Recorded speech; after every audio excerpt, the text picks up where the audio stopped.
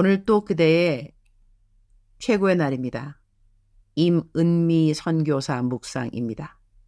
2024년 4월 4일 목요일 최고의 날.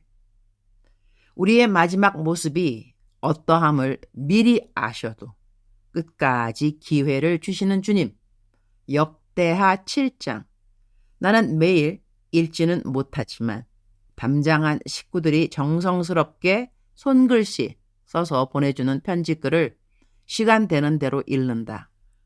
그리고 많은 생각을 하게 된다. 내게 답장해달라는 담장한 식구들 모두에게 일일이 답을 해주지는 못해서 미안한 마음이다.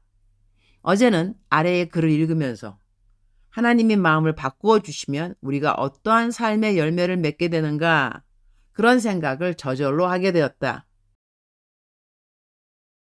제가 읽도록 하겠습니다. 안녕하세요. 저는 공공구치소에서 최고의 날 큐티를 받아보며 묵상하고 기도하는 누구누구입니다. 중간 생략. 저는 교회를 다녀보기는 했으나 믿음이 없었고 방황했으며 세상을 섬기고 교만했었습니다. 그러나 이곳에 와서도 여전히 마음이 교만하여 분노했고 여러 사람을 미워하고 담장아니라는 삶에 지치고 힘들어하기만 하였습니다. 저는 임은미 선교사님과 프리즌 리바이벌 팀을 통해 아직 성숙하지는 못하지만 다시 믿음 안에서 태어나서 제 안에 계신 주님과 함께 살기 시작했습니다. 나도 해보자는 큐티, 태어나서 처음 해봅니다. 사실은 이 큐티를 위해 새벽 4시에서 4시 30분 사이 일어나서 새벽 기도와 큐티를 이어가고 있습니다. 알람도 없는 담장 안에서 어떻게 일어날까도 걱정했으나 기도하겠다는데 그저 하나님께서 깨워주시겠지 생각하고 시작해봤는데 정말 깨워주셨으며 와, 이게 되는구나 라는 생각에 저도 모르게 웃으면서 하나님이 승리하셨구나 라는 생각을 하게 되었습니다.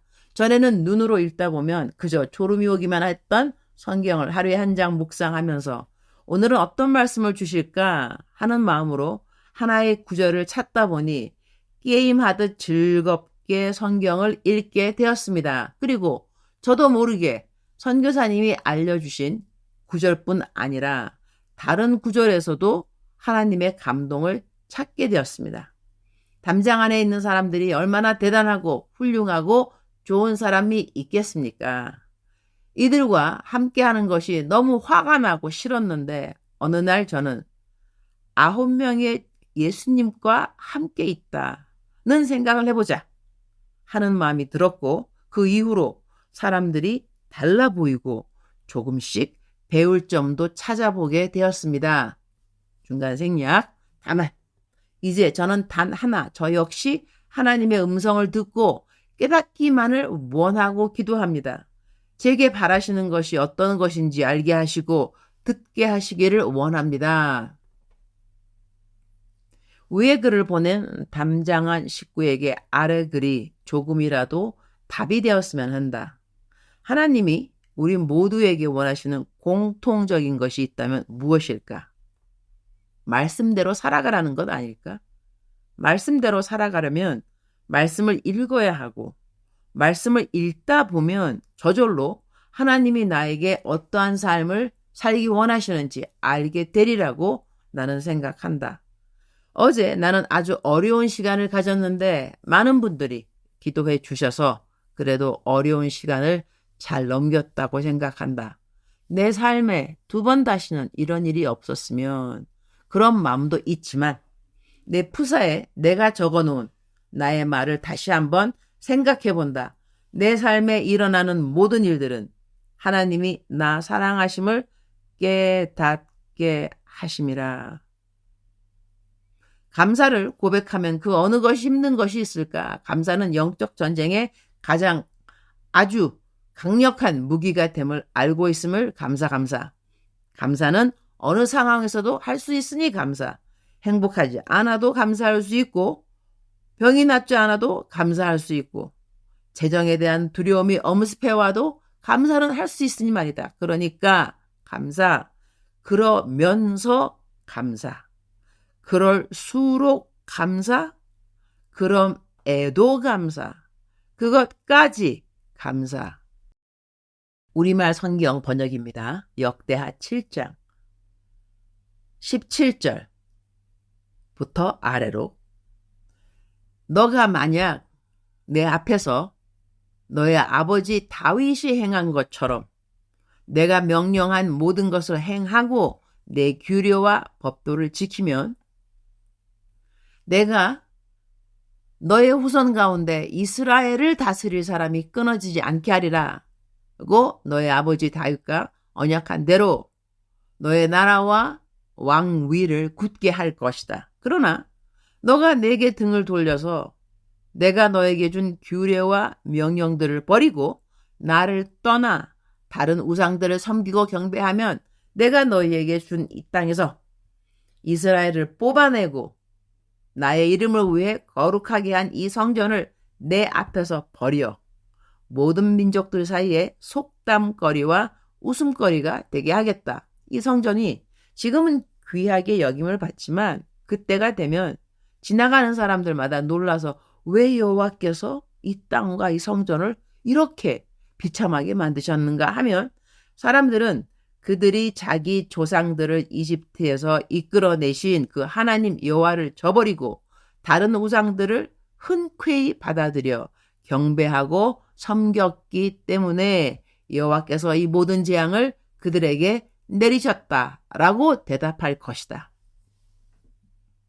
오늘은 성경 구절 자체가 우리가 어떻게 살아야 하나님이 주신 귀한 약속의 말씀들이 우리 삶에 그대로 실현되는지를 설명해 준다고 하겠다.